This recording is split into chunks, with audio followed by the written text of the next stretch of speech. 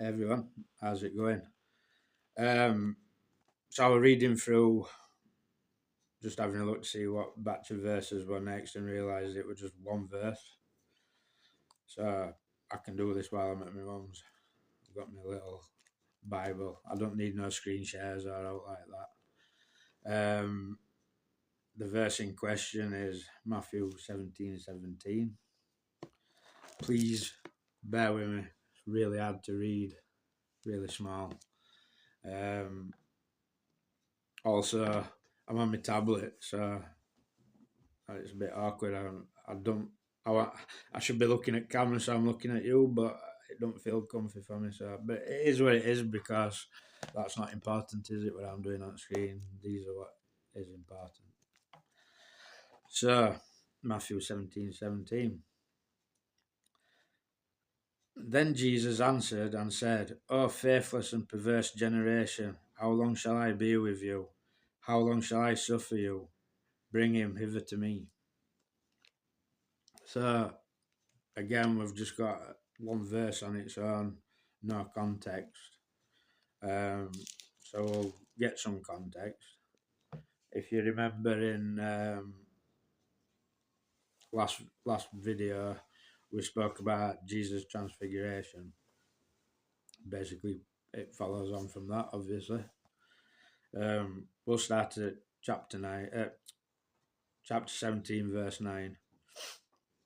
And when they lifted up their eyes, and they saw no man save Jesus only, and as they came down from the mountain, that mountain that they were on where they saw transfiguration, as they came down from the mountain, Jesus charged them, saying, Tell the vision to no man until the Son of Man be risen again from the dead.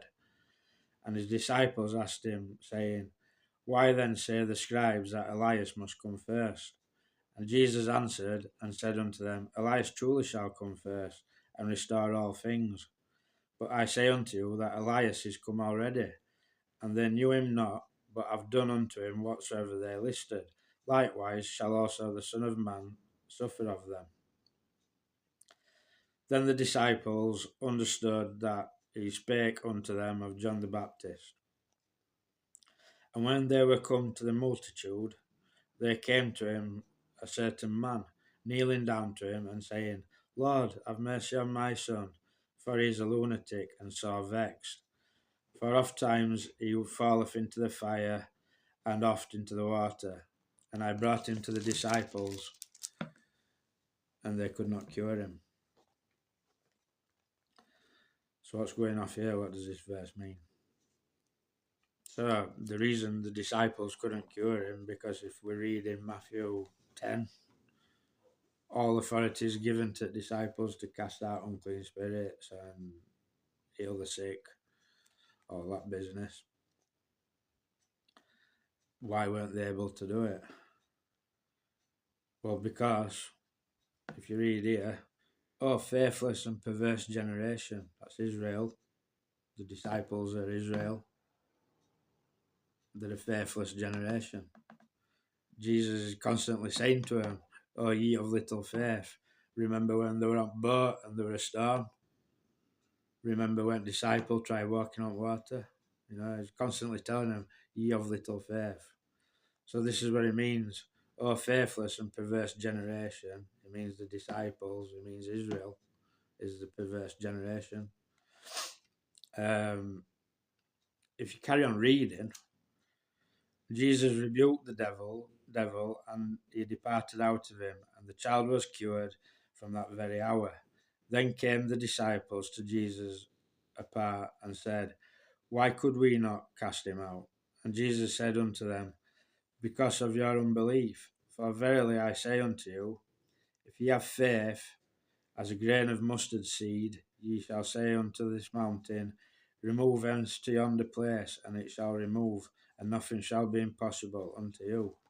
Mustard seed's really, really tiny, and Jesus is comparing faith as a mustard seed to that disciples, saying, if it were even as big as a mustard seed, you'd about move mountains.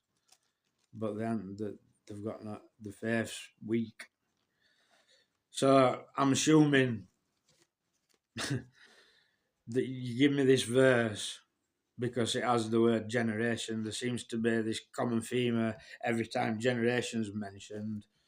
It proves preterism or Satan's little season. But generation in this verse just refers to disciples, Israel.